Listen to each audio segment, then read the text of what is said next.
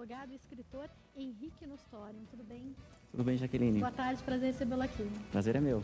Eu gostaria que o senhor começasse explicando para nós. Quando a gente fala de dias atuais, a gente sabe que a gente vive um momento de ascensão da mulher no mercado de trabalho, a gente vive um momento de corre-corre, a gente vive um momento onde as pessoas não têm muito tempo para elas estão vivendo em função do trabalho, os filhos estão vivendo muitas vezes sendo criados por babás eletrônicas.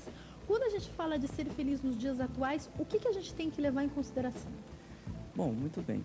Na verdade, não existe um segredo a pôr em prática para ser bem sucedido, né? Mas a gente sabe que se pelo menos seguir 2 tópicos, a gente pode chegar lá. O primeiro é a pessoa se preparar para o mercado de trabalho, estudar, se relacionar com boas pessoas, ler bons livros. E o segundo tópico seria, sem dúvida nenhuma, exercer uma fé correta num Deus correto, que realmente pode ajudá-la. E isso sobrepõe todas as outras circunstâncias, né? Sem dúvida, passa acima de tudo, Com né? certeza, com certeza. Agora eu queria que você explicasse para nós sobre ser bem-sucedido. Daqui a pouco a gente vai entrar na questão da fé, já a gente vai falar sobre o livro também. Mas quando a gente fala de ser bem-sucedido, eu entendo isso como uma coisa muito relativa. Eu vou dar exemplo de mulheres. Existem mulheres que para elas serem bem-sucedidas é sim ter a sua família, trabalhar em casa, fazer alguma coisa que der para fazer, seja um artesanato, seja alguma coisa para vender, mas nem como uma profissão mesmo, para poder se ocupar. Mas ser bem-sucedida é ter uma família bem-sucedida, é cuidar dos filhos, é cuidar do marido. Em contraponto, existem mulheres que ser bem-sucedida, hoje, às vezes, não passa nem pela cabeça no momento ter filhos. Elas querem crescer profissionalmente, querem estudar. Ser bem-sucedido é relativo de pessoa para pessoa? Sim, sem dúvida, você bem disse, é relativo demais. Cada pessoa, ela traça um objetivo para a sua vida. Alguns traçam esse objetivo desde cedo, outros mais tarde. E ser bem-sucedido significa a pessoa, ela atingir os ideais que ela mesmo desejou atingir. Né? E isso seja no âmbito profissional, no âmbito familiar, né? No âmbito eclesiástico também, enfim. Isso seria ser bem-sucedido. Agora eu queria que você explicasse para nós. Dá para a qualquer momento mudar o caminho e de repente, se a pessoa para hoje, olha para a vida e fala, não tá legal, não gostei das escolhas que eu fiz, não gostei da profissão que eu tenho, não gostei do que eu estou fazendo, eu quero mudar o caminho, eu não estou bem sucedido, não é isso que eu sonhei para mim. Às vezes a pessoa acorda depois de já ter vivido tanta coisa. Dá para mudar? Dá para começar de novo?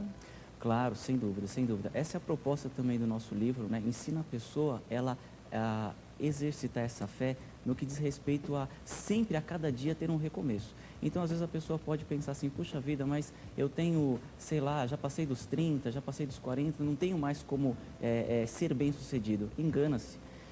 Dentro do ser humano existe uma capacidade natural de acreditar e existe também a capacidade espiritual de crer. Se essa pessoa exercitar essa fé, com certeza ela vai poder, em qualquer momento de sua vida, ser bem-sucedida. Como que surgiu a ideia de escrever esse livro, A Fé que Move o Sobrenatural? Isso é interessante, né? Isso tem um pouco a ver com a minha vida também, claro, né? Eu tenho uma história de vida, de ascendência, graças a Deus, né? E onde eu tive várias experiências profissionais, também experiências no âmbito ali da minha igreja, enfim, e onde Deus tem mostrado que é possível você realizar coisas impossíveis, às vezes, mesmo você sabendo que não dá, aos olhos naturais não dá.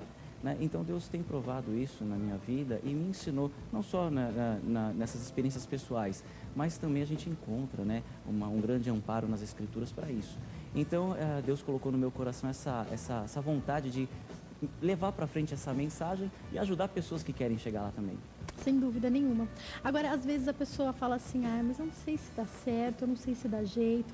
Eu queria que você explicasse para nós sobre a importância, e você já colocou um pouco isso na sua fala, das duas questões. Uma é sim a fé, mas a outra é, você tem um objetivo, você tem que se preparar, até física e naturalmente, para isso. Eu queria que você falasse um pouco disso pra gente. Exatamente, foi o que nós estávamos falando no começo, né? As pessoas acham assim, simplesmente eu posso exercitar a fé e não me preparar. Ou às vezes pensam que é só se preparar tecnicamente e não exercer a fé, né? Eu acho que existe um complemento entre as duas que faz com que a pessoa chegue lá, que ela consiga atingir o seu ideal. Então hoje, como nós falamos no começo, o mercado de trabalho está muito competitivo. Faz-se necessário que a pessoa estude, que ela leia bons livros, que ela se relacione com pessoas boas também.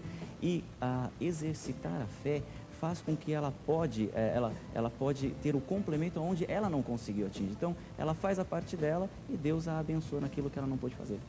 É a fé com as obras, né? Exatamente. Junta as duas partes, como disse o Tiago. Fala um pouquinho para a gente sobre o tópico A Legalidade Espiritual do seu livro. Eu vou pegá-lo aqui para dar uma folhada. Isso.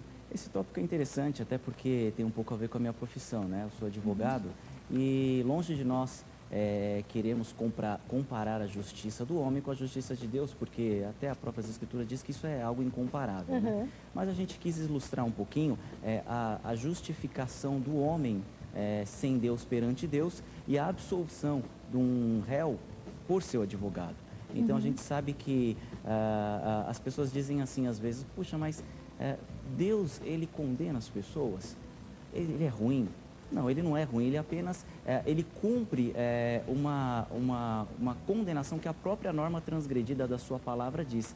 E o que não é diferente aqui do plano material da gente. Então a gente quis exatamente fazer esse paralelo, que quando a pessoa ela anda direito, ela vai ter benefícios. Se ela transgredir a lei, ela vai ser condenada, né? E o advogado está aí para defender as pessoas naquilo que elas precisarem, e Cristo, né, é o nosso advogado perfeito perante Deus. Deu muito trabalho escrever esse livro? Um pouquinho, né? Quanto tempo você ficou para escrever o livro inteiro? Bom, o livro traz, como eu disse, né, uma experiência de vida, de vivência, né? Mas a parte escrita do livro demorou aí cerca de 1 ano. A gente fez com bastante carinho para que o nosso leitor possa realmente ser grandemente aí abençoado e conquistar o que a proposta do livro põe, né? Acho que quando começa a escrever, né, acho que vão surgindo os versículos e vai se entendendo algumas situações. Quando você termina de escrever o livro, quando o livro está pronto, e você relê o seu próprio livro, você aprende de novo, você vê coisas que você não tinha visto antes enquanto estava escrevendo? Com certeza, com certeza. E dá até vontade de acrescentar mais coisas, né? Mas não pode, porque já está editado, né? Você tem a ideia, você pensa em escrever outros livros? Sim, sim. Inclusive a gente está aí tensionando escrever novas obras, né? Sempre com essa finalidade de ajudar as pessoas. Agora, eu queria que você falasse um pouco para a gente sobre paciência e fé. Isso é interessante, né?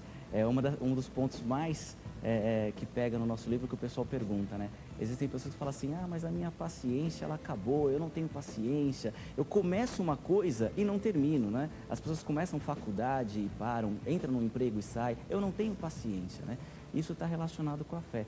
Por quê? As pessoas que exercem a fé de uma maneira correta, elas têm paciência para aguardar o cumprimento daquilo que elas